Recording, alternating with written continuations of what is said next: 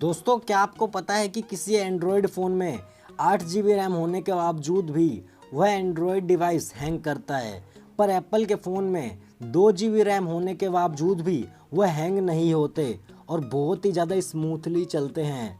तो ऐसा क्यों होता है और इसके पीछे क्या रीज़न है, मैं आपको बिल्कुल ही सिंपल तरीके से बताऊंगा, तो वीडियो लास्ट तक ज़रूर देखना।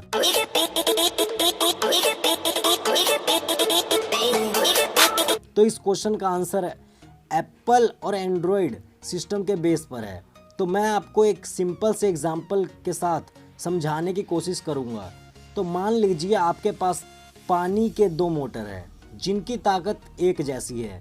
तो आपने एक मोटर में एक पाइप लगाकर उसे चालू कर दिया और दूसरी मोटर में आपने किसी तरह से 10 पाइप को जोड़ दिया है। अब आप मेरे एक क्वेश्चन का आंसर दीजिए कि कौन से मोटर के पाइप में पानी की स्पीड सबसे ज़्यादा होगी। अपना जवाब कमेंट करके ज़रूर बताइए।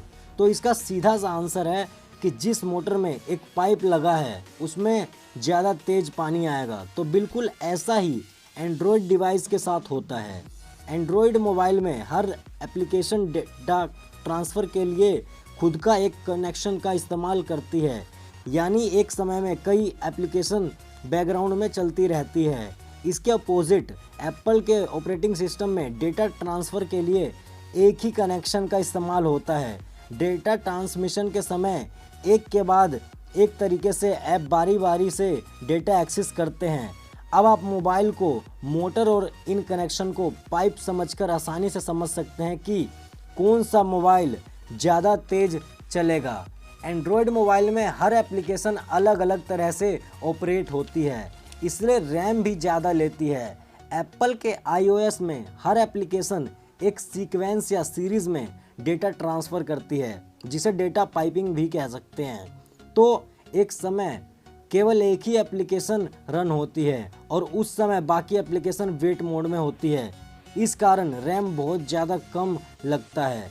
अब आप सभी कहेंगे कि एप्पल में बैकग्राउंड में ऐप रन होते हैं, पर यह आंसर लगभग गलत है। इसलिए सिंपल वर्ड्स में मैं आपको इतना कहना चाहता हूं कि एप्पल में ऐप तो रन होते हैं, मेरा मतलब है डेटा ट्रांसफ़र के बाद एक होते हैं। यह नहीं है कि आप एक ऐप को यूज़ कर रहे हैं और दूसरा ऐप आपका डेटा ले रहा है, जबकि एक स्मार्टफोन में एक सेकंड में एक ही यानी कि कई लाख साइकिल चल सकता है। तो हमको सारे ऐप एक साथ चलते नज़र आते हैं, बस एप्पल में एक के बाद एक और एंड्रॉयड में एक साथ। आप इसको चेक करने के लिए डाटा यूजेज में जाकर इसे चेक कर सकते हैं, तब आपको पता चल जाएगा। मेरे ख्याल से आपको इसके बारे में पता चल गया होगा। तो वीडियो कैसा लगा कमेंट करके ज़रूर बताएं और हमारा मोटिवेशन को बढ़ाने के लिए एक लाइक ज़रूर करें। और चैनल पर पहली बार आए हैं तो चैनल को सब्सक्राइब करके बेल आइकन को ज़रूर प्रेस कर ले। तो वीडियो देखने के लिए आपका बहुत बहुत धन्यवाद। Thanks for watching this video.